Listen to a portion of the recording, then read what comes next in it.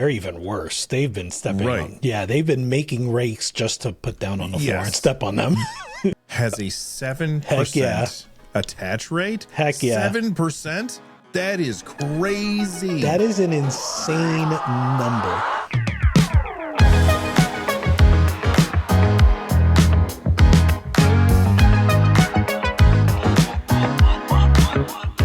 The winter Steam sale is over, but don't worry, because Instant Gaming is a place where you can get keys for PC, PlayStation, Xbox, Nintendo.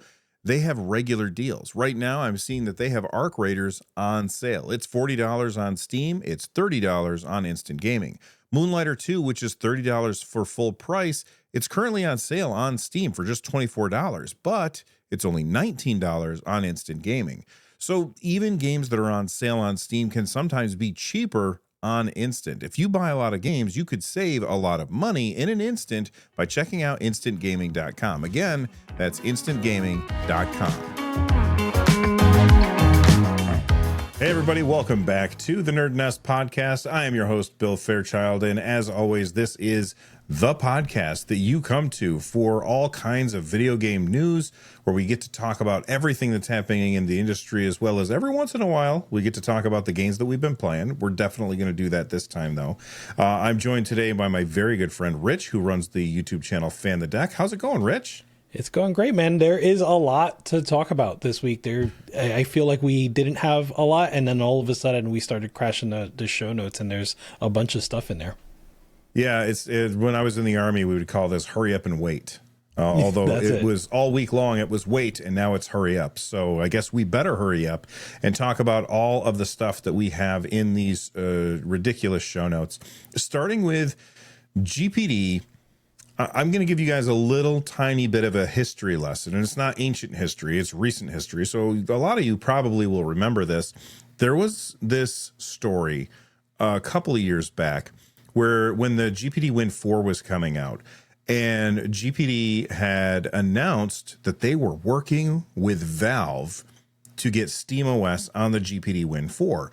I made a video about it. I don't remember if you did or not, Rich, but we're like, yes, SteamOS is awesome. We want to be able to play or use SteamOS in more places, so this is a win for everybody. And then I think it was Pierre-Loup Graffet or Lawrence Yang. I can't remember which one, but one of them was asked about it. I believe that was around CES time, or maybe it was around like a big event time. And they were asked about it, and they were like, yeah, I don't know what they're talking about, because we're not working with GPD Win on getting SteamOS on their hardware. And the reason that I bring all this up is because GPD is at it again, right? Now there are two of them, essentially. They announced recently that the GPD Win 5 is getting official Bazzite support. I saw this over on Reddit. One of their representatives posted that they were going to have official Bazzite support. And if you had questions about Bazzite, you could hop in the GPD Win Discord and get help that way. Well, Kyle Gaspinetich, who is the lead of Bazzite, who's a friend of the show, he's been on the show before, he piped up and said, no, we're not working with them at all. So, or I think actually I want to get the phrasing right. He said, GPD lied to you. Sorry. We don't officially work with anyone. We make hardware work, and that's it. I have no recent contact from them. And I found that quote over at Gaming on Linux. So my question is, why does GPD win, or does GPD keep lying about what companies they're working with when it comes to operating systems? Are they doing it just to get, like, oh my gosh, they're working on this, so now we'll pay attention to them? Do you feel, Rich, like it's just like it's a pay attention to me please kind of thing, or do you think it's a communication issue? Yeah, I would have to err towards communication, but certainly, like, you see sort of the obvious that, yeah, this does generate hype, this does generate buzz, even if it's only for a niche community. I think just the fact that GPD are making this announcement clear, like show that they're doing it for a reason, even if it's with good intentions, and that reason would be to generate interest, right? Even looking at their Reddit post, however, you can see sort of like the struggling with the language, right? It says the official adaptation of GPD Win 5 is happening. If you're got any issues on Bazite, please join our Discord to consult with Bazite representer. So I don't know what that means, right? So it's very curious. And you mentioned the situation with GPD Win 4. Something similar happened with the Anbernic Win 600, where it was slated to launch with SteamOS. At least that was what the marketing materials said, where you can get it with Windows, but you can also kind of flash it with SteamOS, and they would provide instructions for that. But really, it just turned out to be hollow ISO. So, yeah, it might be a mix of both, between misunderstanding and maybe a little excitement to get something out there. But I would say, even if it is miscommunication, misunderstanding, they have a duty to do better. This is a product that they're selling to folks for a lot of money, and there are, even if they're not paying for like official translations or official like English language press releases, I know that they have a lot of enthusiasts in their Discord, in their community, that are willing to help out with a press release in proper language, right? Like something that makes sense and something that can be fact checked. So it's unfortunate that they have this, and especially because Kyle and the Bazite crew are someone that they're easy to find, they're easy to reach out to, even if you're not necessarily working with them, like you have a paying relationship or something like that. I'm sure they would, if you want to send them hardware, they're probably going to be very happy to support that hardware. And they wouldn't even have to be sent hardware. Like when you got access to the Lenovo Legion Go, no, was it the Legion Go or was it? It was the ROG Ally X. So yeah, that's true. They didn't even need the Ally X. I fed them a bunch of information based on tests that they were giving me to run, and they were able to support the Ally X almost 100% without actually having an Ally X in hand. Without it, and it hadn't even come out yet. It was that was when we got pre-release units for it. Correct. That's true. Yeah. So part of me feels like this is a hype generation tactic. I'm not going to say that it is, because I don't know, and I don't want to like point fingers when I could absolutely be wrong. But you said that like maybe they were just trying to generate hype, even though it's a small percentage of the population that uses Linux and would be excited about that. But when you look at how many GPD Win devices sell, it's extremely low numbers. So generating any kind of hype, even with a small population, would it could be a big win for them. Pun not intended. It could be a big win for them, as far as sales go. And I have only held a GPD or a GPD device once. That was when I was at PAX, and Carrie was there. He brought his, and it was me and Carrie and Bob Wolf and a bunch of other guys that we had met at the con. And Carrie pulled that thing out, and we were just passing it around the table, and all of us were like, "This thing feels awesome." And the GPD Win 5, that thing is bonkers powerful. Like, it's so much overkill that I'm sure that there's a lot of people that would love to get their hands on that device and have it run Bazite or any version of Linux would be great. So I applaud that they want to do that. I just wish that they would stop announcing things before they're real. You know what I mean? It just seems kind of weird. 100%. Yeah. I hope they learn from this. History has shown that they have made mistakes like this in the past, as you pointed out, but I hope they can finally learn from this and move on to some factual and accurate press releases. Yeah. Well, let us know what you guys think about this. Do you think that this is GPD just trying to generate hype, or do you think it's just a communication error? Let us know in the comments section down below that like button what you guys think. All right, let's move on to our next topic. And the next topic is there's actually two things that are related to Valve's upcoming hardware. Number one, we have just to give everybody some context, we have the Steam Machine, the Steam Frame, and the Steam Controller 2, coming out beginning of this year. Like when Valve announced those things at the end of 2025, they said early 2026 is when these things are coming out. And I just saw this from Brad Lynch, who also known as Sadly It's Bradley, who does a lot of this deep dive data mining stuff.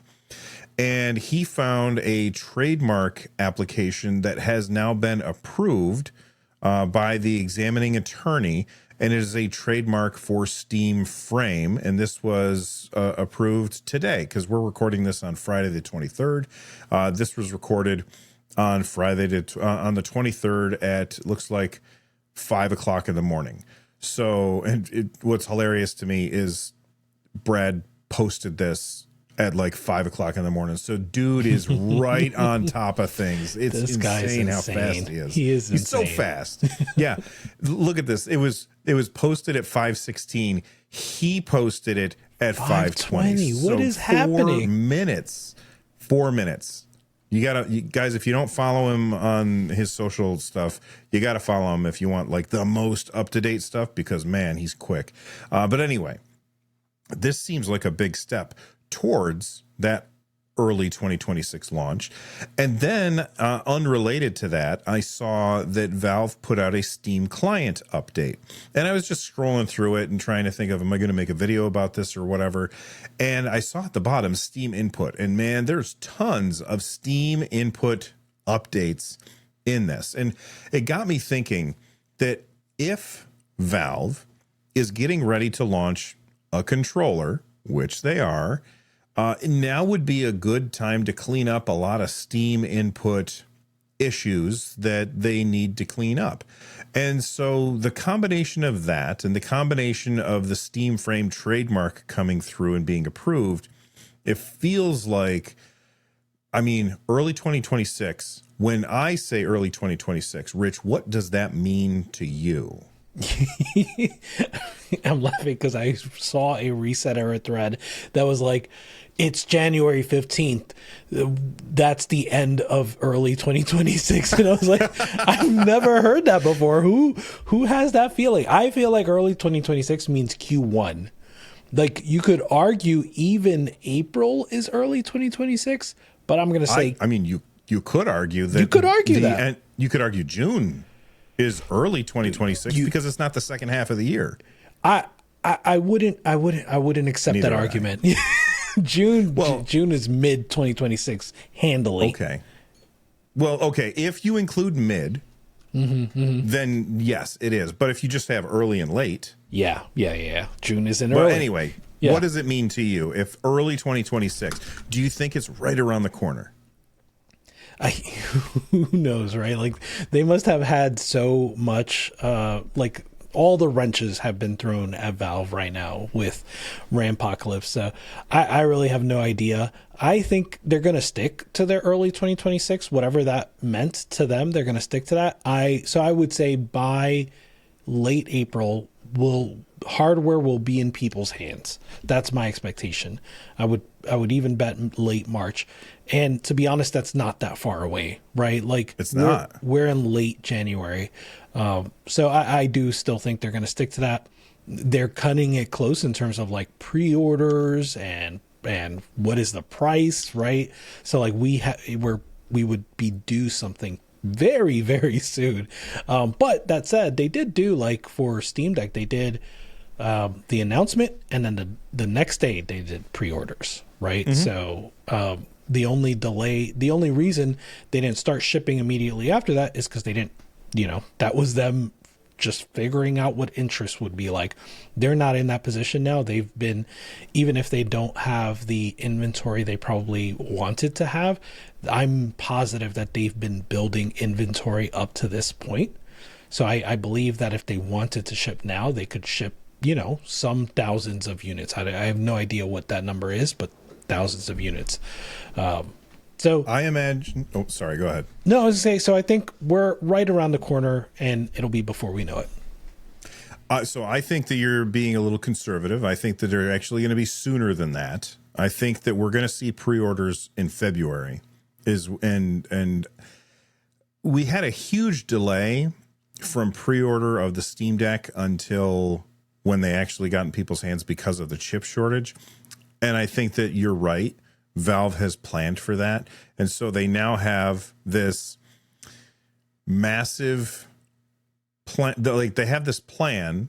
And so somewhere there's a warehouse. I'm imagining the end of Indiana Jones and the Temple of, or in the, not the Temple of Doom, Indiana Jones and what's the first one? Raiders of the Lost Ark. I'm imagining the end of Raiders of the Lost Ark when they're putting the Ark in the warehouse, and there's just this warehouse with stacks upon stacks upon stacks of Steam machines, Steam frames, Steam controllers, and Gabe is just walking through there saying, "Fine, he's got there. There's just so many of them." And that's one of the reasons that I still think that they're going to hit that my prediction of $650, because they want to keep it cheap. They don't want they want it to be competitive, but the Rampocalypse is real. I think the Rampocalypse is going to affect them later, not early. And so I do think it's going to be really soon. My next question to you, Rich, do you think that these two things are indicators at all, or is that just me trying to find something because I like this stuff? You may be whiffing a little hopium. Like, I don't think the Steam frame, I think the Steam frame would have probably gone live, like, even if they didn't have the approval. I don't think they were waiting on that. I think I could be wrong, but they probably, had already done their due diligence and known that they were going to get that approval. So that's my thought there. And then the Steam input, I didn't see that stuff until you mentioned it. There is a lot of stuff here, but none of it seemed, well, maybe, right? Like some of the added gyro to joystick deflection option that is very, just a central gyro thing that they've added here, and it's not specific like these other things like Nintendo Switch 2 or GameCube adapters. That's something that can certainly be a boon for the Steam controller. Likewise, fixed an issue with Steam Input API joystick options for trackpad and gyro, so they do have some things there. Certainly they're going to keep having things like that. So like, yeah, maybe. But I do look forward to it either way. Hopium is being huffed, I guess, apparently. All right, let's move on from that. Well, before we move on, let us know what you guys think in the comments section down below. Do you think that I'm just doing hopium over here, or do you think it's possible that it's coming real soon? And make your predictions for when you think it's actually going to be released. All right, let's talk a little bit about Ubisoft, who had a freaking horrible week. They had a real bad week. Found this over at deadline.com. It says video maker Ubisoft, or Ubisoft, I've heard it both ways, unveils a major reset with layoffs, canceled titles, and back to office mandates, which are just a different kind of layoffs, really.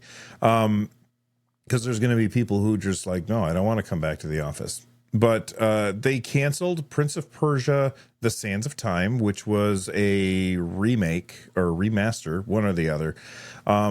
That's been in development for a little bit, and I guess that's been canceled.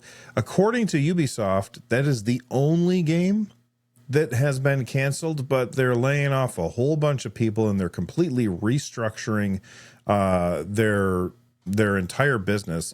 And then apparently their stock just absolutely had a nosedive, but I looked and it's been nosediving for quite a long time because they've just, the proverbial rakes that we're always talking about Microsoft stepping on. I feel like Ubisoft or Ubisoft, they're even worse. They've been stepping on. Yeah, they've been making rakes just to put down on the floor and step on them. They have a rake machine just walking in front of them. It sets the rake down and bam, right in the face. 100%. Yeah, I don't understand what's going on over there. I will say some of what they said or some of what they've been working towards seems smart, but I'd be reticent to give them any credit just with how they've been going these last years, really, right? So one thing you said though, one game canceled. I don't. I'm looking at a BBC article on the same subject, and they say 6 games canceled, and that's what I've seen. Really? Yeah, that's what I've seen as well. But I don't know. I don't have a primary source right now. But that's BBC, so I do trust that. But that said, I don't like none of the other titles have been named as far as I know. Likewise, they delayed, I believe, 7 games, and one of those was named as well, which was Assassin's Creed 4 Black Flag Remastered, which I think is called Black Flag Resync or something like that. The thing, those 2 games being named, Prince of Persia: Sands of Time Remake and Black Flag Remastered, that's really interesting to me because we're talking about a remake and a remaster, right? Like Those are easier. those are relatively safe bets. Like for them to mess those games up is insane to me. I don't understand what's going on. And in particular for Prince of Persia, they said something about failing to reach enhanced quality benchmarks. That is incredibly concerning for a remake, right? And you know, to be clear, we have Grand Theft Auto trilogy remake, which did fail to reach any quality benchmarks when it was released, so it's not unprecedented, but it is concerning to say the least. Yves Guillemot did have some corporate speak. He said, while these decisions are difficult, they are necessary for us to build a more focused, efficient, and sustainable organization over the long term. Of course, he would say that, right? But what I was referring to earlier about what may seem like it has good potential is this creative house model that they're moving towards, where they have what appears to be 5 creative houses. One is focused on Assassin's Creed, Far Cry, Rainbow Six, sort of their tentpole single player franchises. They have open world stuff. Exactly. They have a second one dedicated to competitive and cooperative shooters, so The Division, Ghost Recon, Splinter Cell. A third one dedicated to live service experience, so For Honor, The Crew, Skull and Bones. And then a couple more, one of them is casual family games, to my understanding, so not very exciting there. But what I like about that is that it focuses on specialization, right? Those houses will do better, I think, by having something to focus on rather than those experiences being spread across dozens of studios. What do you think about that? I feel like there's two ways that I can come at this. The first way is, yes, you get the team that makes the open world games. That's what they do. The longer that you do it, the better you get at it. Exactly. You know? And if this time you're making an open world game, and then the next game you're working on is Ubisoft Just Dance? Do they do Just Dance? Yep. Exactly. Yeah, so there's the casual family thing. So, and then the next game you make is Just Dance, and then the game you make after that is Rayman something, and the game you make after that is, something else. It's like the skill sets that you are getting, they're different each time, and that means that you don't benefit as much from the previous one. So I think that it's good that they are compartmentalizing a little more. The downside to that, from a dev standpoint, is, God, you're just doing the same thing over and over and over, and that could get a little tedious. For the devs, I have zero confidence that Ubisoft would care if it's tedious for the devs. They're like, whatever, you guys are just cogs in the wheel. Shut up and make your game. Just shut up and do it. That's how I feel like Ubisoft would behave towards them. Yeah, you're right. And in a better company, I wouldn't be, in a better corporation, I would not be worried about that problem, right? You look at someone like what's Joseph Ferris's studios? What's his studio name? You don't remember? Know. So the Split Fiction folks, right? Oh, right. Yeah. They're doing essentially not the same game per se, but they're clearly in a wheelhouse, but every time it's fresh, it's something new, and so Hazelight, thank you. And so I would hope that it would be operated in that fashion, but But you're absolutely right. It is Ubisoft or Ubisoft, and it is not in that fashion. They must be like, yeah, they're probably not even thinking about it. But I would be mad if I were them and I was looking at the success of like Clair Obscur. They just let those folks go. Right. Yeah. Oh, right. Yeah, I forgot those were Ubisoft devs Yep. that said, "Okay, well, we got let go. Let's go make a game together." And it wins everything. Everything. Like it won everything. Yeah. That's wild. It's so wild. So, yeah, that's Ubisoft for you. Yeah, that is. All right. Let us know what you guys think. Do you think that, I mean, obviously Ubisoft is, stepping on rakes left and right. Is this a turning point for them, or is this more of the same from Ubisoft? And I'm going to, on purpose for the rest of time, I'm going to pronounce it both ways. Alternate it every time. You know what that reminds me of is Balatro. Is like, and I think the creator did alternate. Is like he would, say Balatro, and then he would say Balatro.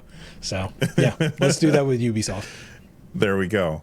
All right, let's move on to our next topic today. And the next thing that I wanted to talk about is the Microsoft Developer Direct that just happened. Was it yesterday or the day before? I think it was yesterday. I watched it. I did fall asleep partway through it because I was sleepy. But then I woke back up, and everything that I saw looked actually pretty damn cool.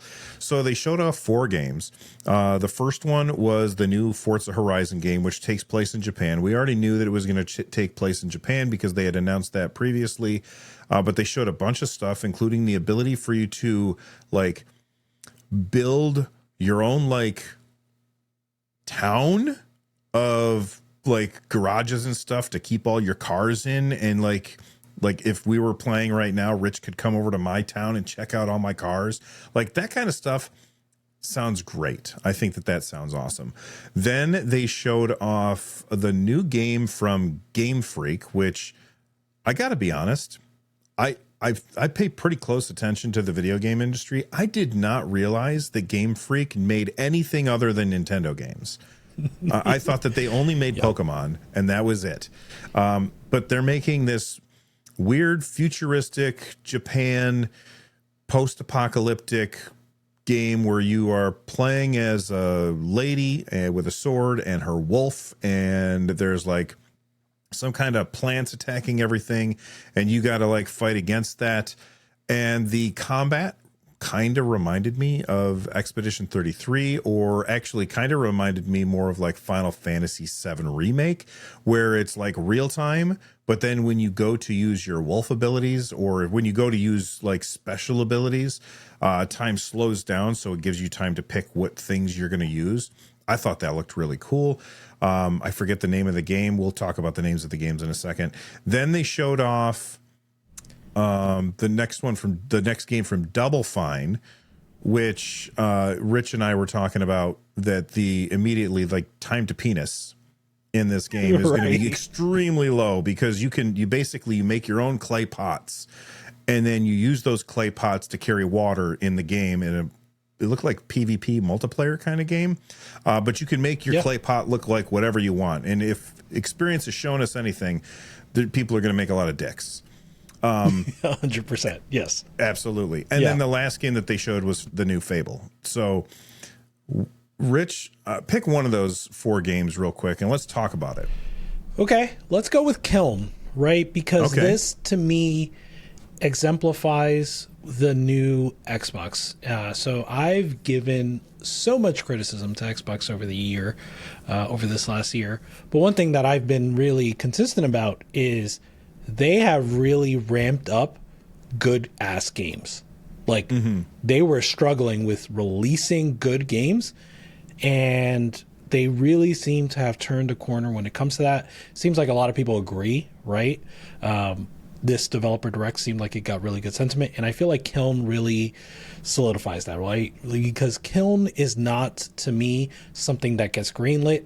This is like you're literally building pots, and then you're in a 4v4 capture the flag with those pots, and you're trying not to break your pot, I believe is how the game works, which is an insane premise. And I love that a game like that got greenlit with what looks to be like a reasonable budget, right? Like this looks like not a low quality game. And Double Fine has been excellent with this sort of like really quirky stuff in the past. I don't remember them ever doing like a multiplayer game like this, but they have. Yeah, like they have like Brutal Legend and Yes. like The Cave. Like all their games are single player, I think. Yes, I don't remember a multiplayer game. They do these like yearly game jams. I think it's called Amnesia Fortnite, so I'm guessing it lasts 2 weeks where they just work on these game jams. And this game was originally conceived in 2014's Amnesia Fortnite game jam. So this is something that's been kicking around Double Fine for some time, and then they finally just said let's make a game out of it. Let's make a real game out of it. So this is pretty exciting, I think. Yeah, I think it looks really cool. The multiplayer aspect reminded me of a MOBA almost, because the reason the game is called Kiln is there's two reasons. Number one, the first reason is because you're making pottery, but the second reason is because your team has a kiln and the enemy team has a kiln, and your job is to collect water and then put out the enemy team's kiln. And that feels very much like a MOBA, like Dota 2 or Heroes of the Storm, or whatever other MOBA that you've played. Those are the two that I've tried, or League of Legends. Yeah, I left out the big one for some reason. So like, I think that looks really, really fun. And the fact that you can make your own little character, and the process of creating the pot that you're using to carry around the water, like they said that your abilities will depend on the shape of the piece of pottery that you make, which is so weird to me. And like, this is the kind of thing that only Double Fine would think of.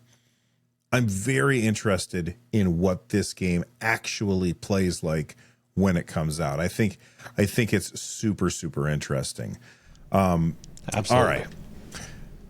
Let's talk next about the Game Freak game, which I believe is Beast of Recovery. No, Reincarnation. Reincarnation. Thank you. Yes. This is the one where you're the girl and the dog, and it plays like Final Fantasy VII. It looks like.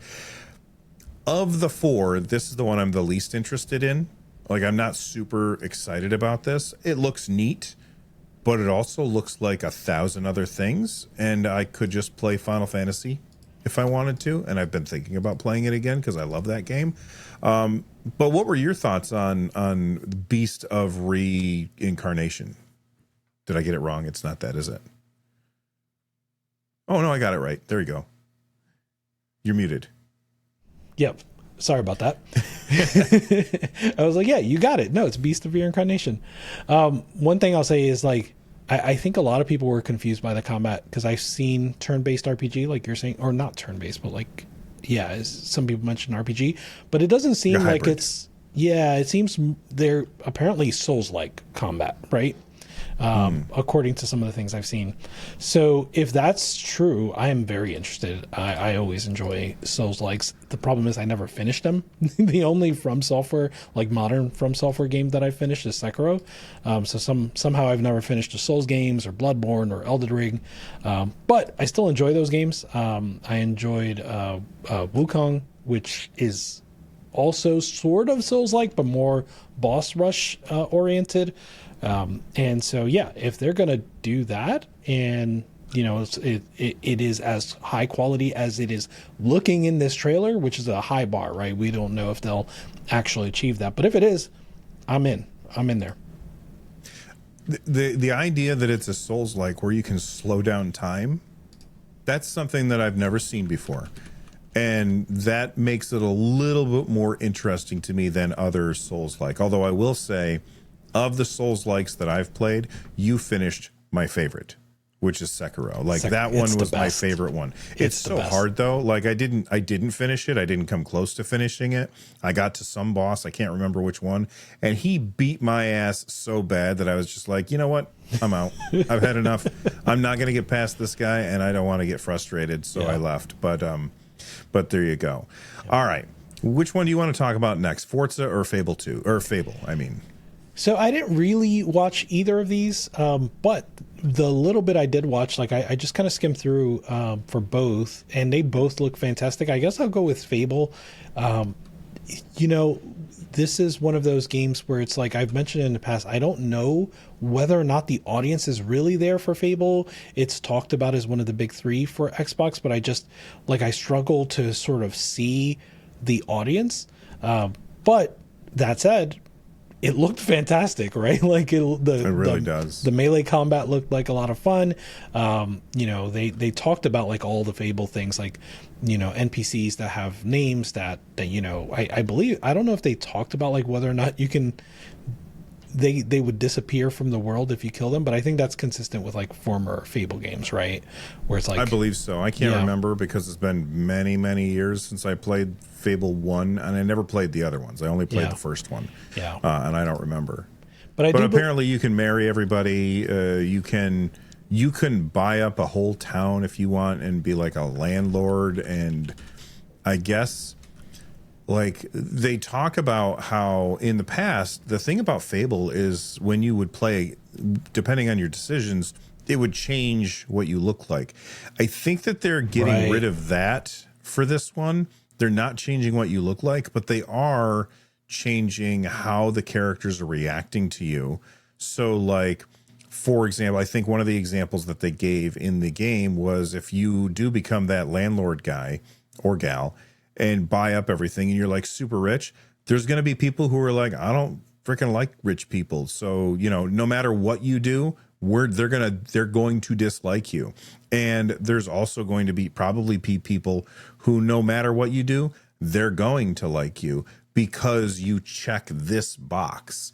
And as you play through the game, you know, figuring out what boxes need to be checked to interact with different characters in certain ways, that's kind of where the fun lies in it. Another example that I think they gave is you could like, there's a giant played by Richard Ayoade. That was the one I was thinking of. Yeah. Yeah. Like there's this giant and you have the option to either go and like talk to him and, you know, try and get him to stop doing whatever he's doing, or you could kill him and maybe he's doing bad things. And so you kill him because he's doing bad things, but then his corpse is going to sit there rotting and the town's going to be like ticked off that they have a rotting giant corpse next to their town. And it affects the housing market. Right. That's crazy. That's crazy. Yeah. So like, I love that sort of like lasting impact design. And it's, you know, it's RPG, but it's a different type of RPG where you're like, yeah, you're making decisions. Those decisions matter in some way, and you get to see that play out in this fantasy world. So yeah, it seems like they nailed, you know, I'm not a big Fable person, but it seems like they nailed that spirit of what everybody that does love the game loves about that game. Mm-hmm. All right, let's talk about Forza real quick.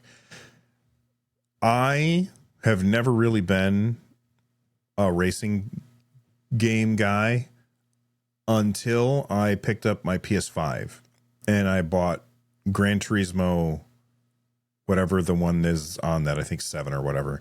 I played Gran Turismo and I was like, oh, I actually really enjoy these kind of games. And then because I had Game Pass, I had access to Forza Horizon 5.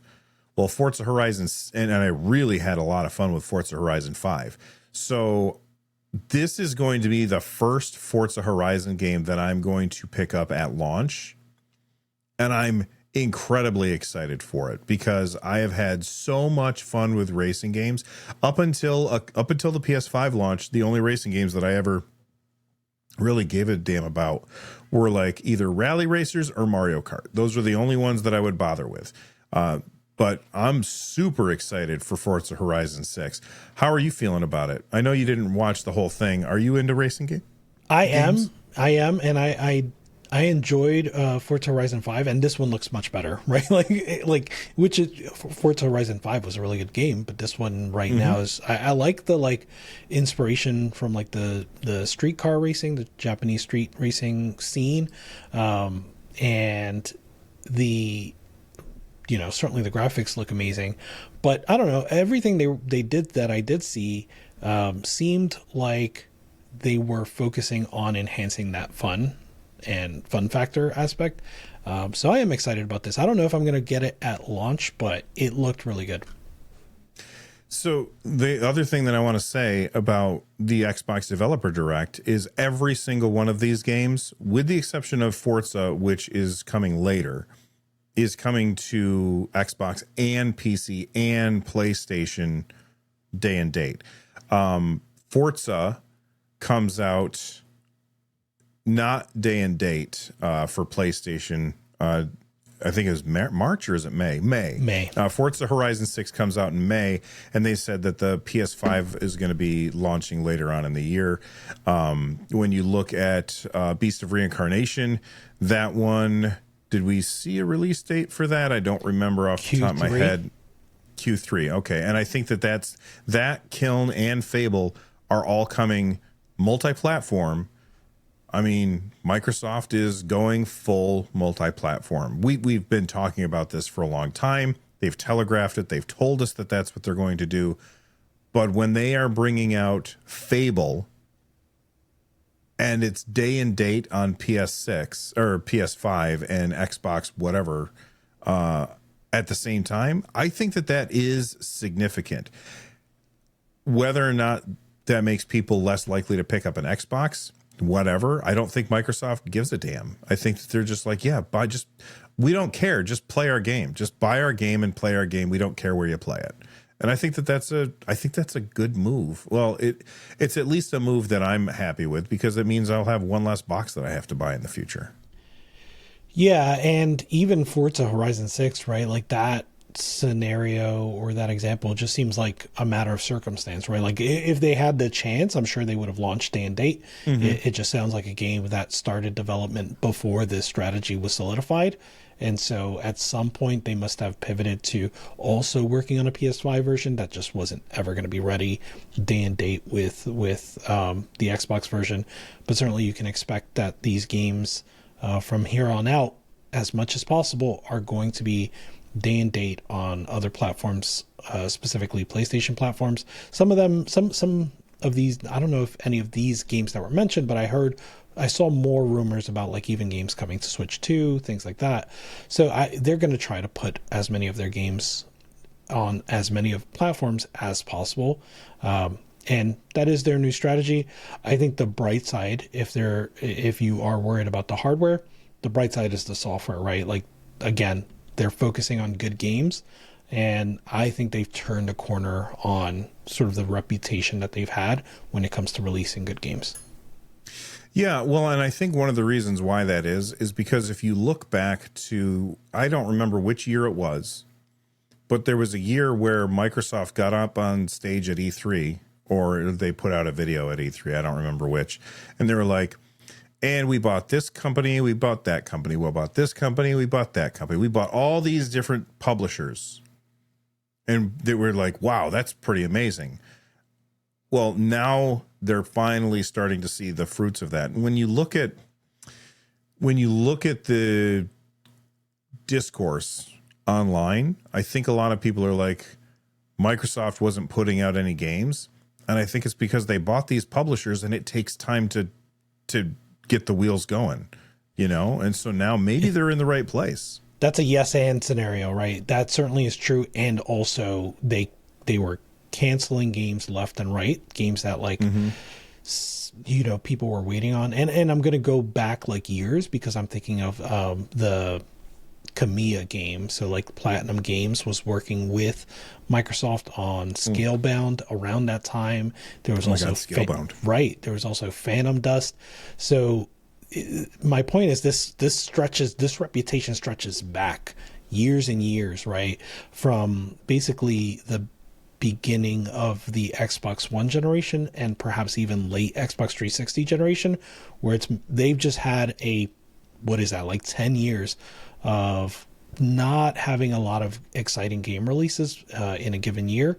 And so for them to have as many as they are now, certainly that's due to a lot of these corporations that they've just acquired and sucked up. But it's good to see these good games coming out. It is. Let us know what you guys think. Which of these 4 games are you most excited for? Tell us in the comments down below. And thank you for checking that out. Let's move on and talk about our next topic, which is Matt Piscatella. He is, I don't know what his job is. I know that he works for Circana, and they basically track like sales of stuff. And he posted this thread over on Blue Sky where he was talking about hardware sales. And he said hardware. Nintendo Switch 2 finished its 7th month in market with my mouse is in the way, with a life-to-date U.S. install base of 4.4 million units, nearly double the installed base of the original Nintendo Switch on a time-aligned basis. So 7 months after launch, Nintendo Switch 2 is doing really, really well. He continues, hardware. Nintendo Switch 2 remains the fastest selling video game hardware platform in tracked history. Unit sales of Switch 2 are 35% ahead of PlayStation 4 sales pace after 7 months on the market. He then clarifies, please note this should read fastest selling video game console hardware platform. The Game Boy Advance is the fastest selling hardware platform overall after 7 months on the market. Apologies for the error. Okay, so first off, before we go any further, I do not see the difference between fastest selling, where is it again? Fastest selling video game hardware platform in tracked history versus fastest selling video game console hardware. He's in that second example, or that second wording, he is excluding handhelds like GBA. But the Switch 2 is a handheld, right? So like that's why I'm like, what's going on there? Is it? I don't know. So like, I mean, I have no idea like what in terms of like, this is one of those like, is Steam Deck a console? Right? Like, yeah, like because there are certainly people that only play Switch handheld. There are certainly people that only play Switch docked, and some people that play it hybrid.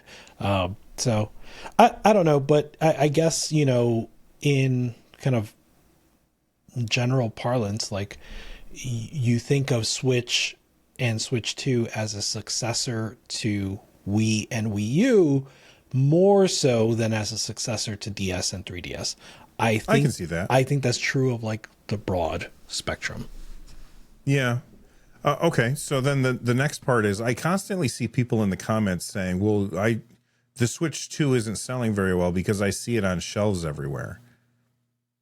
I mean, that doesn't mean it's not selling well. I mean, it's clearly it is selling well. It is the fastest. I'm not going to use the words that he used. It's the fastest selling console of all time in these first 7 months. Yeah. It's crazy how fast it's selling. So clearly it's just flying off the shelves. But I think that the reason why people are seeing it on the shelves is because of the tariffs. The tariffs were announced and Nintendo said, ship it all, ship everything to the US before the tariffs go into effect. And then now they just have stacks upon stacks of them here. And so, yeah, they're still selling like crazy, but that's because they shipped more than they thought that they needed at launch. That's my guess. So I did some of like fact checking on this, and basically, if you can take the same data and look at it 2 different ways, and it's sort of like that quote, there are lies, there are damn lies, and there are statistics, right? So like you can take the same set of data and you can see this in 2 different ways. I'm going to credit one of our viewers, Aaron/Cyberclue, and he shared a video from Nintendine, YouTuber Nintendine, with me. So Nintendine takes the same data that we've seen Matt Piscatella show, and it paints a not so rosy picture for Nintendo. And both Matt and Nintendine are accurate. Even Nintendine says it. He's like, Matt is saying everything he's saying is true. It's just how you frame it, right? And so what it seems like, right, is that Switch 2 had a really, really, really strong launch, right? Their first month was absolutely incredible. The drop that they've had since then is actually historically bad. And so their December, not their seventh month, as Matt uses the word seventh month, right? So when he's comparing to PS4, he's aligning by number of months, which is a fair way to do it. Absolutely. But when you compare first Decembers for all the consoles, Switch 2 is essentially the lowest. The only console that Switch 2 beats is the PS5, which was extremely supply constrained at the time. Oh, very much so. Extremely, right? So you can't even really count that. So if you look at just the first December on the market, Switch 2 is as bad as it comes. Compared to Switch 1 sold 1.5 million in their December 2017, where Switch 2 sold 1 million. So a 30% drop. How much this means in the long run, I really have no idea, right? So like it could be that a lot of those holiday sales were pulled forward into that launch, given that Nintendo did have a historic amount of supply available. It could also be that all the people that were excited already bought a Switch 2, and we're just going to see this number drop further in the coming months. What do you think? I think that, okay, so there's a couple of interesting things there. Number one, when you are comparing the first December with the other consoles, I don't think that's a fair comparison. And here's the reason why. I think that, and feel free to correct me if I'm wrong in the comments, I think that Nintendo is the only ones that launch outside of the holiday window. Like most systems ship or they launch holiday time. Nintendo bucked that trend with the Switch 1 because they launched in March. And then they continued with that by launching the Switch 2, was it in May, right? In May, yeah. Yeah. Then they did that in May. And because of that, that means that, like you said, the people who were going to get it at Christmas time, they bought it when it was launching because they were afraid that they weren't going to be able to get it. So really, when you're comparing June what's for that? Switch, real quick, June for Switch 2 release date. So June, we were okay. a month off. We were a month off. So when you're comparing that first December, I do think it's valid to compare it to the Nintendo Switch, and it's not doing as well as the Nintendo Switch did in that first December. But comparing it to Xbox and PlayStation, which like they didn't have all those months of being on the market already, it makes sense that it would not sell as much.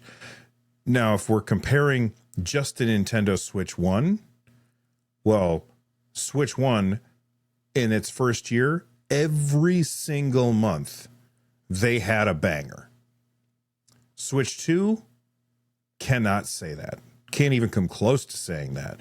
They had Mario Kart World, Donkey Kong Bonanza. Is that it? I can think that's it, right? Yeah. In terms of the Switch 2 exclusives, not right. available. They don't have Switch the 1. bangers. Yeah. I agree that it's probably not fair completely to compare December to December for a lot of consoles. But along those same lines, I wonder if it's unfair to also compare 7 months to 7 months when you're comparing potentially a December to like a March, right? So like you're comparing PS4's March. I don't know exactly if those months line up, but hypothetically comparing PS4's March to Switch 2's December, I don't know if that's fair either. So this is one of those things where, again, it's like the data's there. How you frame it says a lot. I think, when I was talking to Aaron about this, the person who shared it with me, I was like, I don't really usually like fact check this stuff because I don't usually talk about Nintendo sales. I guess just going back to the root of it is, I don't know what those sales will look like 6 months from now. What I know in my gut is that this was a disappointing launch. This has been a disappointing, it was June, so a disappointing 6 months for the Switch 2. You kind of just outlined it. The screen has problems. Whether or not you notice it, the screen does have problems, right? Like, I don't particularly notice it, but it's there. The price is, I think it's high. I understand that that like prices have normalized towards what the Switch 2 is now, but I think what it launched at was high, like $50 above what I think it should have launched at. I think Nintendo's trying to push these $80 games, and Mario Wonder, right? Re-releasing the Switch 2 version is $80. And like, I love Mario Wonder, but I know that folks would have loved to have seen another Mario, a new Mario coming out alongside the Mario Galaxy movie. So that's what I can say. I think it's been disappointing. So I was surprised by the big success of Switch 2 in that first month. I think I said I don't think that Switch 2 will sell as much as Switch 1 in the first year.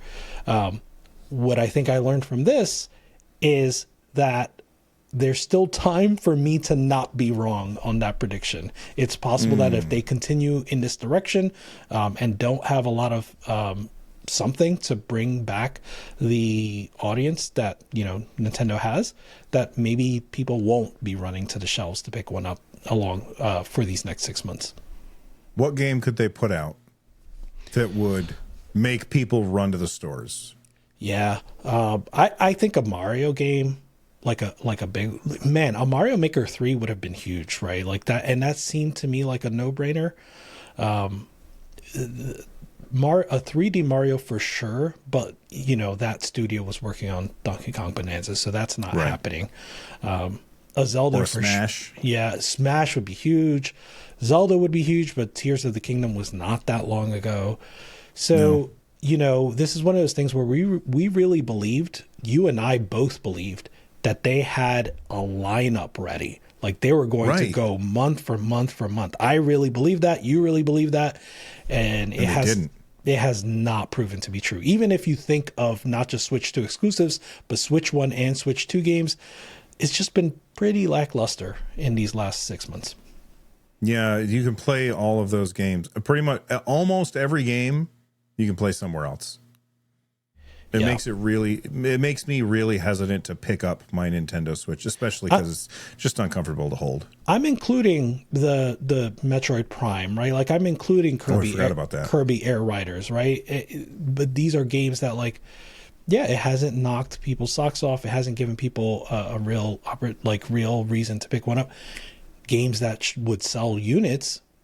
Animal Crossing. They should have had an Animal Crossing ready by now. Yes, to be honest. It's been a long time. It's been 5 years. Yeah. And we saw what Animal Crossing did for Switch 1. I know the timing was epic and you're not going to be able to recreate that. No. But there's just no excuse to not have an Animal Crossing for the holiday season of the Switch 2, in my opinion. All right. Let us know what you guys think of these new Nintendo numbers. And we're going to jump into our next topic. And boy, oh boy, this one's actually pretty interesting. I wish Carrie was here. I wish Carrie was here for this. What? The Xbox Dev Direct. I was really wishing he was here for that. Oh yeah. Well, I'm more hoping. I wish Carrie was here to talk about the PlayStation Portal has a 7% attach rate. Heck yeah. 7%. That is crazy. That is an insane number. And so it comes out to, what is that, 2 million? Did I link? Roughly, yeah. Yeah, so roughly 2 million. So even in that number, it's higher than what I was thinking. I think, well, no, maybe we said higher before. But either way, 7% of people that own a PS5 also own a PS Portal is just a wild number to consider. Right, because it's an accessory. It's not its own thing. And it's like, how much was it? It was 300, 200, 250? 200, right? 200. Yeah. See, I don't remember because I bought one and it didn't work, so I sent it back and then I never bought another one. because I was so disappointed that the one that I got was broken, and mostly I bought it for a video. But this is again from Matt Piscatella. He says 49% of PS5s and 66% of Xbox S Series S. Is that Xbox Series S or Xbox Series? I think it's Series, right? I didn't see that tweet, so I've got to look it up. Hold on. It's in the link in the show notes from Resetra. Yeah. You see it? Yeah, I found it. Okay, cool. XBS, Xbox Series. Yeah, Xbox Series. That's what I thought. Okay. Yep. So 49% of PS5 and 66% of Xbox Series hardware sales in 2025 did not include a physical media drive. I have something to say about that in a second. Yeah. 13% of PS5 purchases in 2025 were of Pro models, and PlayStation Portal now has a 7% attach rate to PS5 hardware LTD? Yeah, life to date. Life to date. Okay. Yep. And I think that is super interesting. So let's first talk about the PlayStation Portal 7% attach rate, which is way higher than I anticipated. Rich, how often do you use your PlayStation Portal? And do I need to buy one? Honestly, not a lot, but that's just because I don't play a lot of PlayStation, right? Like I have the PlayStation exclusives. So like as soon as I do one day buy the Demon Souls remake, eventually, like I've been waiting to buy that. I don't know what I've been waiting for, but when I buy that, I'm going to pull back out the Portal because that's probably where I'm going to play it. Even though there is, that low latency requirement, you're probably not going to want to play that streaming, but I will still try. When I was playing Spider-Man 2, I was playing that on the Portal. When I was playing Ratchet and Clank, I was playing that on the Portal. So I really like the Portal. I think it's awesome. I think that, how like with the Steam Deck, with the Legion Go, with all of these Windows devices, there's actually been a bit of a like sentiment from a lot of handheld folks that like, oh, we need to go back. We need to go back to handhelds being pocketable, right? I don't know if you've seen that, like on, I don't know, timing. Yeah. So like some people I don't want a smaller handheld. I want a bigger. I want an 8-inch screen. Same. So like I understand where they're coming from, but that's not how I feel. However, when I think of the future of big handhelds, I think of PS Portal. Like I think if I got a Steam Deck that was the size and the ergonomics of the PS Portal, I would buy that in a hot second. 100%. Are you saying that the PS Portal is more comfortable in the hand than the Steam Deck? Yes. Really? It is. It feels like a DualSense with a screen in the middle. Yeah, but the Steam Deck is the most comfortable device I think I've ever held in my hand. You need to rebuy the Portal. The Portal beats it in terms of comfort, and it's a bigger screen, and it's lighter. It's excellent. Okay. It's only $200. I think that is what a lot of, because there were a lot of detractors for the PS Portal. I was one of them before it was released, right? I was a big detractor of the PS Portal. And I think when you're, a lot of folks kind of clamor for these like objective reviews, objective game reviews, objective hardware reviews, where you only focus on like the stats, and I get how people feel that way. But when you do that, you miss what makes the the PS Portal special, which is literally, it just melts into your hands. Like you don't realize you're holding a handheld. In my mind, I don't believe that there is such a thing that exists that is an objective review. No, that's also true. Subjective. You're right. That's also true. There's no such thing as an objective review. There are things that focus more on objective details than subjective details, but you're right. There's no actual such thing as an objective review. Yeah. All right. Well, before we move on, let's look at the other stats here, because I had something else to say about this. It said 49% of PS5s did not include a physical media drive. Now, I was going to look this up before the show, but my wife asked me to go pick up the pizza, so I forgot. And so I got home and we ate dinner, and then I came up here to record the show, and I didn't look it up. Remind me, or maybe the new PS5s, the PS5 Slim and the PS5 Pro, they don't come with a disc option. You have to buy the disc option separately, right? That's correct. As far as I know, the Slim and the Pro, you both need to buy the disc separate. Okay, and I will admit that the disc add-on is difficult to get your hands on. Like they don't make a whole lot of them. They're pretty constrained supply.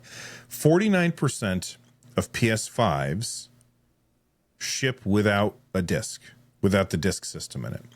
I think that number is soft. I think that there's more discs out there than that, because I don't see anywhere in Circana's reporting that says how many of the add-on drives were sold. You know what I mean? Yeah.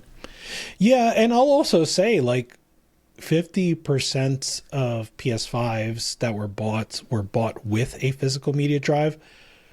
I think only shows that we would like to continue having the option available, right? Like that's a lot of people that do have a drive built into the console.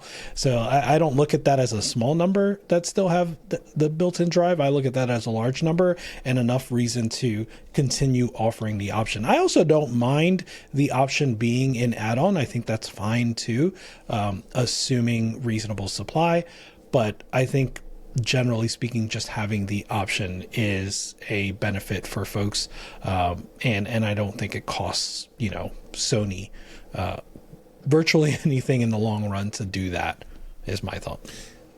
Yeah, well, here's the reason why I'm bringing this up, because I feel like if you asked Microsoft and you asked Sony and you asked Nintendo and you asked any company out there, would you prefer their digital sales or physical sales, they would all prefer digital sales because they get more control. You can't resell your games. Yeah. There's just all kinds of things that are more of a benefit to the corporation than it is to the consumer. And so this is why I say this as somebody who could not care less about having physical media for me. I want physical media to be out there for everybody else, but I don't care about it for me. I don't buy physical media if I don't have to, because I don't want to have that plastic crap in my house. My house is too small. I don't want to have all that stuff. So I'm saying this as somebody who does not care about physical media. I think that these companies are doing this like this kind of thing on purpose. By taking it out of there, it makes it easier for them to report to shareholders and to use it as a line when they announce that the next system or the system after that won't have physical media at all. They're going to say, hey, look, only half of the people who were buying them bought them with the disc. Clearly, you guys don't care about the discs, even though I think that number is not accurate, because there's people who are buying it and then buying the disc add-on afterwards.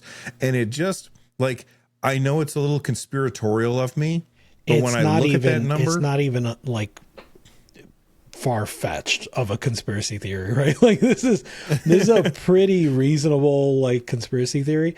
And I'll add, you mentioned like you don't know what Matt Piscatella does.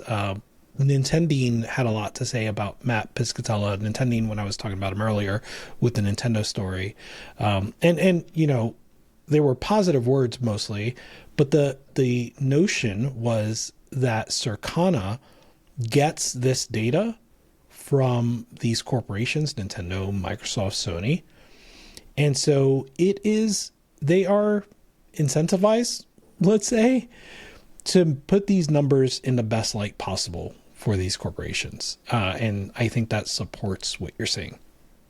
I don't know that I agree with that, because Valve sent me a Steam Deck, and I wouldn't think of that as incentivizing me to say nice things about the Steam Deck. I'm still honest when I say, there's things about the Steam Deck that I like. There's things about the Steam Deck that I don't like. I don't feel like that incentivized me to say nice things. You know what I mean? We kind of talked about this in the last episode. Oh, you weren't there.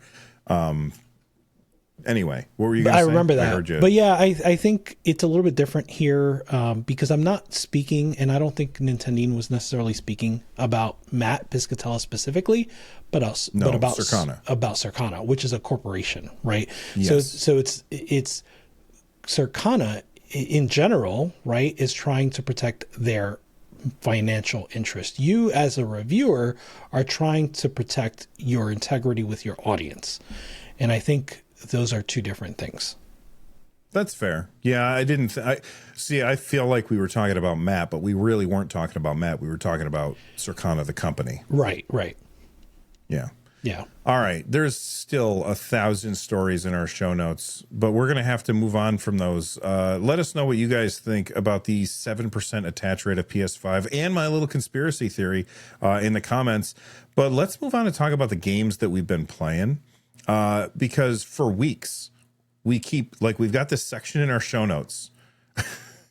For weeks, we have a section in our show notes where we're like, these are the games we're going to talk about. And we never get to them because there's so much freaking news. So I wanted to talk about the games that we've been playing. And I'm going to have you go first with Dispatch. And then we'll both talk about Terminator. I really wanted Russ on because I know he finished Dispatch. So I want to also, I don't want to skip talking about Dispatch. I want to also talk about it when he gets back because I want to ask him a question. Dispatch is amazing. Like, you should be playing that now. And really, it's one of those games that everyone should play. We have a story in here. I don't know if we'll get to it. I don't know if we're coming back to stories, but it was like Netflix prioritizing cloud gaming, and Dispatch. The whole time I'm playing it, I'm like, if Netflix wants to get into gaming, why haven't they done this? You know what I mean? Like, why haven't they made a narrative focused game where the narrative, the plot, the scene composition, all of this stuff is as good as you would see in just a TV show, like a top tier TV show. And also, it has interesting gameplay. So, like, in the gameplay itself, which I think is not talked about enough for Dispatch, it's like this management sim where you're trying to, like, get your superheroes to crimes, and you have to, like, manage which superheroes you're sending to which crime scenes or to help out which people. And based on that, you build synergies between superheroes or between superheroes and you, or, you can train them up into different areas, and your cast also can kind of rotate. So you may have one superhero that leaves your group and another superhero that joins your group. And the gameplay is really interesting, even though it's pretty straightforward. I got to interrupt. Yeah. Please. I thought it was a point and click adventure, so I ignored it because I don't like them. It's not. It is. First of all, the scenes that you watch, there are some like QTEs, but you can turn that off, right? Like, and maybe you don't want to, but that was one of the first things I was like, you know what? I don't really care about the QTEs, so I turned that off. So now I'm just watching the cutscenes, but then when it's time to play this like management sim, I'm like all in. I'm trying to like max min all these superheroes. Okay, I have another question for you. I'm standing in for the audience here because maybe they don't know as much. They don't know as much about Dispatch as you. Yeah. Percentage wise, so you get 100%, right? Mm-hmm. How much percent is just sitting and watching? How much percent is actually playing? Because that's the other thing that I saw about it. I was like, it seems like I liked the trailer, but it seemed like I was not going to do a whole lot. This is really hard to quantify. Because like it also maybe depends on if you include QTEs. I would say forget the QTEs. Kick forget those the out because QTEs. that's not gameplay. That's just pushing a button. I'm gonna say like 50-50. I'm gonna say like you have like a 30, maybe 40-minute episode, and about 20 minutes is watching and 20 minutes is gameplay. Maybe about 50, let's say 15-15. And then, but it's also sort of like interspersed, right? So like you may have a scene and you may have to do like, you may do decisions in that scene. Like you maybe have dialogue, and then you'll answer the dialogue, and then you'll have another scene that's an action scene, and you will have QTEs there if you have those enabled. And then like later on, you'll just do like the dispatching, and then maybe you'll have another scene that you come back to with some that closes out the story. So it keeps you on your toes. It's a little like the pacing is not kind of what you're saying, where it's just like, okay, I'm gonna just sit back and watch now. It's like you're playing actively. You're actively participating in this game. Yeah. My next question is, you had sent a game suggestion to our Discord, and you're like, I want us all to play this game and then talk about it. Oh yeah. And that game is called And Roger. Yeah. And that's also another game where it's like in chapters. So you like play chapter 1 and then you play chapter 2, and like there's this story-based element to it. And I think I'm on chapter 2 right now, or maybe no, I'm on chapter 3 right now, I think. And I've been playing it, and I've been like, okay, this is very interesting. I don't like the controls, but we'll just leave that out of it. Is Dispatch like And Roger? Because it feels like you're saying it. Like the way you're describing Dispatch made me remember And Roger and add it into the show notes. They're both narrative-based games. And so like And Roger, when I think about that, I think And Roger is probably like another game that like, man, Netflix probably should have done something like that. But no, I would say they're different. And Roger, because I want to talk about this when Russ is back too, so maybe we don't talk too much about the game, especially since you haven't finished it. But like And Roger is much more art house. And I mean that both in like the viewing experience and in the interactive experience. And so like the gameplay is like the mechanics of the gameplay serve a narrative purpose in And Roger. So like the fact that you're absolutely right, the fact that you're frustrated, right, exactly. And so like that is very art housey, especially the way that it's implemented, especially the part that you're saying where it's like, I don't like it. Like that's kind of the point in a way you could say. Whereas Dispatch is like, no, it's a fun game. Like it's a fun game. Okay. Plus it's like is it Invincible? Yeah, Invincible. It's like, it's more soapy, like soap opera-y than Invincible, but it has that same like mature superhero kind of feeling going for it. All right, and then the last question I have about Dispatch is, do you wish that they had sold it a chapter at a time? Because I know that they have, like, it's sectioned off into pieces, and, like, kind of like they used to do with Walking Dead, where it was like, okay, here's the first chapter, in a couple months we're going to sell the next chapter. Would you have preferred that method? No. Like, this is, like, you have to watch the season. And maybe, like, if you asked the question, like, sold it as a season but released it as episodes, like maybe, but certainly not sold it as separate episodes. Like this is a cohesive season. It'd be like buying one episode of Breaking Bad, right? Like you're not getting anything from that. And so yeah, released is what I mean by okay. Like, do you think it would have been cooler if they were like, okay, we're going to do this like a TV show? Yeah. Where each, it comes out on Thursdays. And so for the next 2 months on Thursdays, we're going to release the episode. And then everybody's talking about it throughout the week. Yeah. I think that's a delicate line to toe, right? Like there is a world in which that works.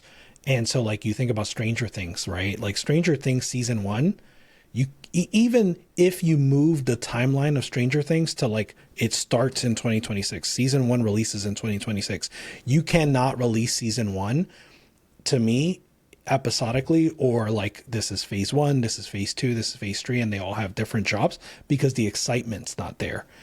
The reason they were able to do that in that last season with Stranger Things is because the excitement was built up. And so now you can release this season in 3 parts, where one part is released in whatever, second part on Thanksgiving, third part on I actually it was Thanksgiving, Christmas, and New Year's Eve, right? For Stranger Things. Was. Yeah. So like you can't do that with like season 1. There's no interest for that. So like if Dispatch did I disagree. Man, there's no way. But like I'm watching The Pit. Yeah. The Pit is an amazing show. And my daughter texted me yesterday. She goes, "Pit day," and she sent me a picture of her and her friend. They were sitting down having a glass of wine, getting ready to watch. There are Pit. some games or some shows like that. Like Severance must have been. I didn't watch Severance until way later, but Severance must have been like that, right? At least, absolutely. Yeah. So like, what the hell is happening here? Yeah. So you're not wrong for sure, but I think the easier, safer bet would be what they did. Release it as it is. Maybe season 2 you can do that, but that's my thought. All right, I can't wait to hear you and Russ talk about Dispatch and find out what's going on. It's still really low on my list of priorities because I have so many freaking games to play, and adding one where if there's a moment where I set the controller down, I'm out. Like I'm falling asleep. I promise you will. You watch TV shows.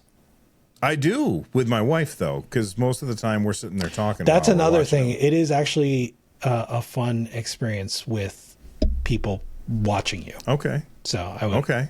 Yeah. So right. I'm telling you, I'm giving it the highest recommendation, and I mean that for the entire cast. Right? It's hard to find a game that all 4 of us would enjoy, and particularly I put me and Russ at odds, right? Like Russ is very much like not cozy, but like very friendly experiences. And I'm very much like, I want like rage fueled games.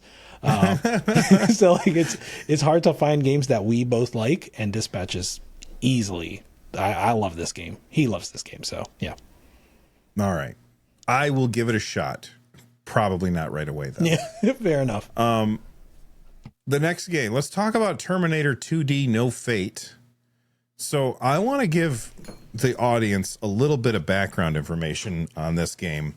So Terminator 2 came out when I was in high school, and I was obsessed with that movie. I read the book. I freaking loved I love the world that James Cameron made with Terminator. It's such a cool idea. And that means that I have seen the Terminator 2 movie a billion times. Like I know that movie back to front. I know everything that happens in it. And in that movie, so I'm playing through the game and I'm like, oh yeah, here's the cool moment when this happens. Here's the cool moment when this happens. And I'm going to give you slight spoilers for a very old movie. Okay. In the original release of Terminator 2, there's this moment where John and Sarah and the Terminator are holed up at a gas station. And John is trying to learn more about how Arnold Schwarzenegger's character can learn to be more human-like. And he says, are you stuck the way you are, or can you learn how to be more human? And the Terminator replies, my CPU is a learning computer, so I can learn. But in the original script, that was not what happened. In the original script, he says, my CPU is a learning computer, but Skynet set it to read-only mode by default. And there's a scene that they shot. They actually had Linda Hamilton's twin sister come and help, where they have Arnold sitting in front of a mirror while Linda Hamilton and her sister are pretending to be sit in front of a mirror, and they have to cut his head open, pull the CPU out, and switch it over from read-only mode to learning mode. And in the middle of that scene, because Sarah Connor has been tormented by this thing forever, she takes the chip, she puts it on the table, she grabs a hammer, and she's getting ready to smash it, and John talks her out of it. And so they end up switching it over to read-only mode and putting it back in. Well, they ended up cutting that scene out. Well, in the game, you're playing along, and it says, because I finished it today, and it says, you get to that scene. You're in the gas station, and he says, it's in read-only mode. Do you want to change it? And you get the option to change it from read-only mode or leave it the way it is. Now, in the original movie, it was never in read-only mode, so he was learning as he went, and that's how he became more human-like at the end and gave the whole thumbs up. In this game, you have the option to not follow the same way that it happened in the movie if you've already beat the game once. So I haven't had a chance to see what happens. There's another moment in the game where Sarah Connor is in Miles Dyson's house, and he's like, don't kill me, don't kill me. And it pops up a thing. He's like, you want to kill him or you want to let him go? And in the movie, she lets him go because she realizes, oh no, I've turned into the thing that I hate. I don't want to be a Terminator. And so she ends up letting him go, and then he helps her. But you get the option in the game to kill him or not kill him. And this is something I am over the moon about now, because I'm like, I get to go back and find out what would happen if the Terminator didn't learn anything, or what would happen if I kill Miles Dyson and he's not there to do the dead man switch and blow up Cyberdyne's the Skynet research. And I'm like, I can't wait to get in and play this game again. It's so cool. I'm just so excited about it. So, Rich, you've been playing it. What do you think about this game? Because when I first booted it up, I was like, uh-oh, I'm not really enjoying this too much. But now I've beat it once and I'm going to go back through again. Yeah. I'm really having fun with it. Yeah, no, I really, really like it. Just quick elephant in the room. It is a short game for a high price. It is $30. And it took me 36 minutes to beat from start to finish today. Because when you play on, sorry to interrupt, when you play on normal mode, you get a limited number of continues. And if you run out of continues, you go all the way back to the beginning of the game like you did back in the day. Yeah. Yep. And also a game came out not that long ago, November, called Neon Inferno. And it's probably a better run and gun game, and it's only $20. That said, I very much still like Terminator. Part of the high cost has to be the licensing, right? Like they have what's his name, like full likeness, that not Arnold's, but everybody bought. Yeah. So like full likeness, and there are even some licensed songs, so that's interesting too. And also that short, playthrough time. This is a game that's meant to be replayed, just as you're saying, right? Like you probably really want to work towards that 1cc, that 1 credit win. And I'm definitely going to work towards that even on the harder difficulties. It's tough. It is tough. It is tough. I like that all the levels are short though, right? So you can really you want to just practice one level. It's really only a few minutes. The other thing I want to say is each of the levels are different, right? Like each bite-sized moment is its own thing. So 1 minute you're playing as Sarah Connor and you're breaking out of jail and it's all melee based, and another you're in the future as future John Connor and it's all alien guns and stuff, and it plays more or looks more like Super Contra. So and then another moment you're in a car scene and you're going through the parallax scrolling and all that. And so there is, and none of those moments are bad, right? They're all fun and there's a lot of variety, and it's a game that I think I'll be playing, even though it's short, I'll be playing for a while. Yeah, and when you play as the different characters, they have different abilities. So Sarah Connor has the ability to melee. John Connor has the ability to future John Connor. You don't get to play as kid John Connor, but you except on that bike. Oh, that's right. I forgot about the bike. Yeah. But future John Connor gets he can throw explosives that you pick up. When you play as the Terminator for the first time, he's naked and has no guns, so it's just a brawler. He's just walking through and beating up bikers, and they're playing that hillbilly music song. And I'm not making fun of people. That's literally the name of the song, is hillbilly music. And then Bad to the Bone, and then he gets his leathers and stuff. I will say, going through when she's in the insane asylum, and you're trying to escape, and the T-1000 is chasing her down. It's intense. is Like really it really intense. is. It's really intense. And I'm at the point now where like, yeah, I can do that without like I can nail, you know how they have that like you open a prison door and it gives you like the Gears of War reload. I can do it like I can get through all the doors in one shot now. But when I was first playing, I was like, I have no idea what to do. I have no idea where to go, and I'm trying to like just escape from T-1000. It was really intense. Yeah. And I don't know. I love the art style. By the way, they have CRT filters, but they're not on by default. Yeah. So go into the options and make sure you turn them on if you want. I love this game, and I'm going to play so damn much of it. I was really shocked when I finished it in 36 minutes, but I don't. And you're right, it is an expensive game, and you can finish it very, very quickly. But it is one of those games that is meant to be played over and over and over again. And because it's so short, it never seems to overstay its welcome. Like I could sit down to tomorrow and play through in a half hour and have fun and like maybe get an S rank on a level that I had previously only gotten an A rank or an E rank on. Right. And in those bosses too, right? Like some of them take up the whole screen. So yeah, there's just a lot of fun in that game. So I agree. I will give you one piece of advice. So you know how sometimes you have a place where you can have cover, and it's like press B to go into cover. Yeah. Don't press B.